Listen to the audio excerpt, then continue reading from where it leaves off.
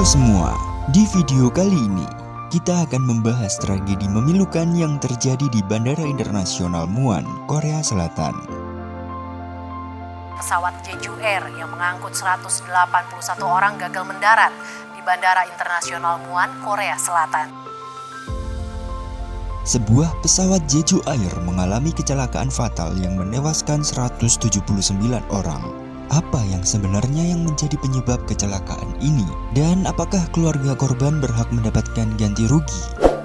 Simak penjelasan lengkapnya di video ini.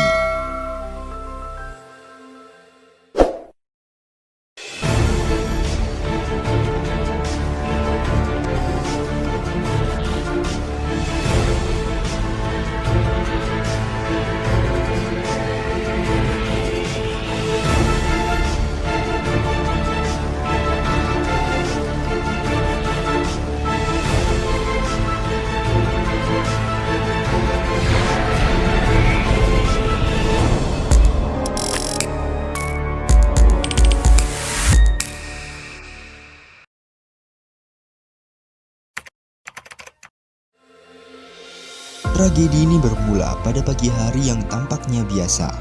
Pesawat Jeju Air sedang dalam proses pendaratan di Bandara Internasional Muan. Namun, suasana berubah mencekam ketika pesawat mendekati landasan pacu. Pada saat yang genting itu, pesawat dilaporkan mengalami tabrakan dengan burung, atau yang sering disebut dengan bird strike. Tabrakan ini menyebabkan kerusakan serius pada sistem roda pendaratan, membuat pesawat sulit untuk dikendalikan. Pilot mencoba melakukan manuver darurat untuk mendaratkan pesawat yang aman, tetapi usahanya gagal. Akibat kerusakan pada roda pendaratan, pesawat meluncur keluar dari landasan pacu dan menghantam tembok pembatas dengan keras. Ledakan besar terjadi, disusul kobaran api yang melalap seluruh badan pesawat. Sayangnya, 179 nyawa melayang dalam tragedi ini. Penyelidikan awal menyimpulkan bahwa selain bird strike, ada kemungkinan faktor teknis lain turut berperan dalam kecelakaan ini.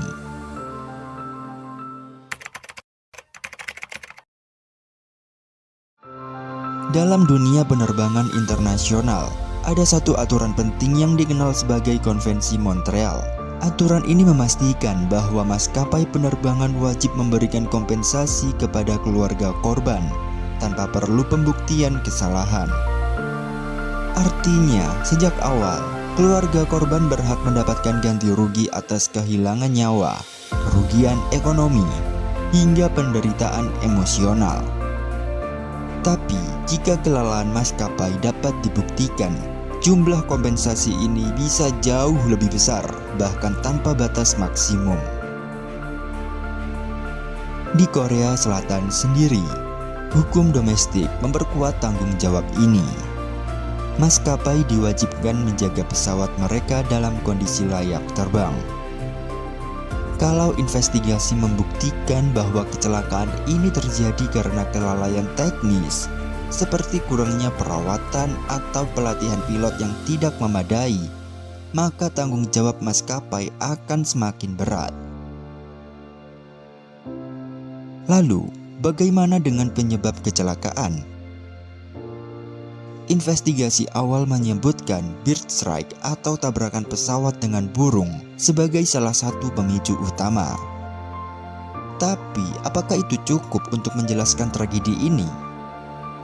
Bandara sebenarnya memiliki kewajiban untuk mengelola resiko bird strike, seperti memasang radar pendeteksi atau teknologi pengusir burung.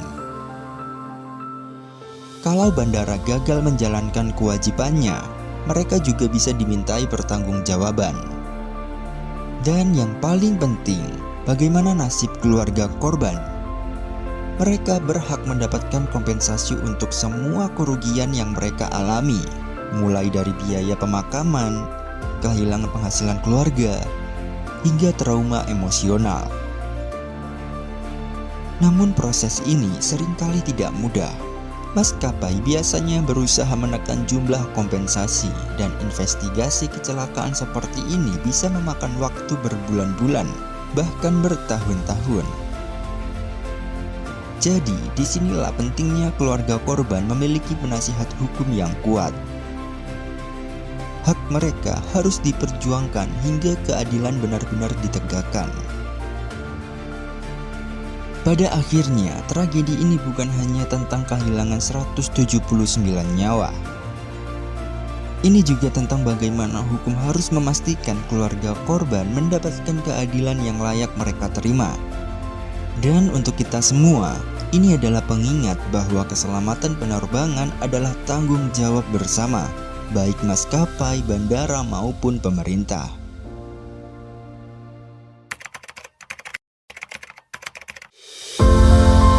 Dalam dunia penerbangan, keselamatan bukan hanya tanggung jawab pilot atau teknisi.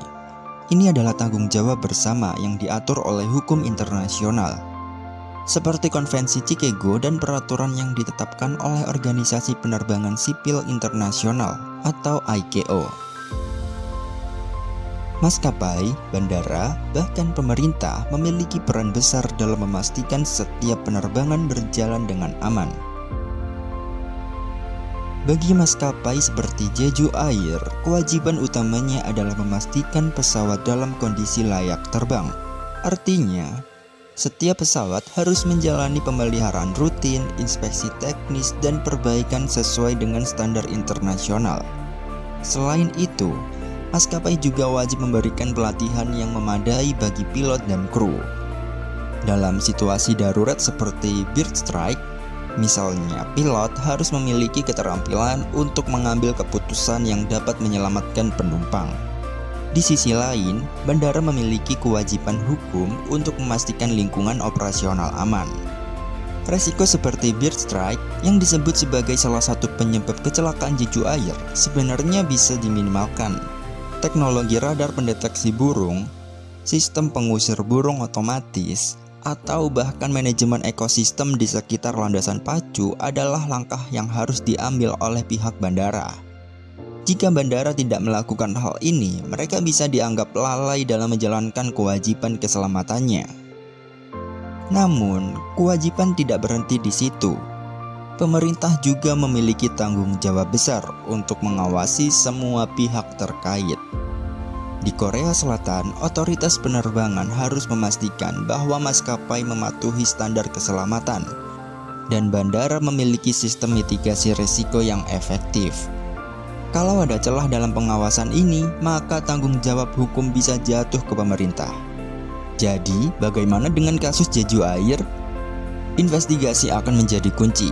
Jika ditemukan bukti bahwa maskapai gagal menjaga pesawat dalam kondisi layak terbang, atau bandara tidak mengelola resiko bird strike dengan baik, maka tanggung jawab hukum jelas ada di pihak mereka.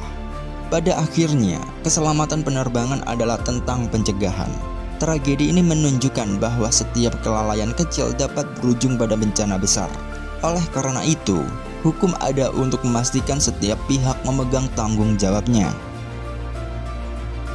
Apa yang bisa kita pelajari dari kasus ini? Pertama, tidak ada ruang untuk kompromi dalam keselamatan penerbangan. Dan kedua, penting bagi kita untuk terus mengawasi agar tragedi ini tidak terulang. Bagaimana menurut Anda? Apakah langkah pencegahan di dunia penerbangan sudah cukup atau masih banyak yang perlu diperbaiki? Tulis pendapat Anda di kolom komentar. Terima kasih sudah menonton hingga akhir. Jangan lupa untuk like, share, dan subscribe agar kalian tidak ketinggalan video edukatif lainnya. Sampai jumpa di video berikutnya.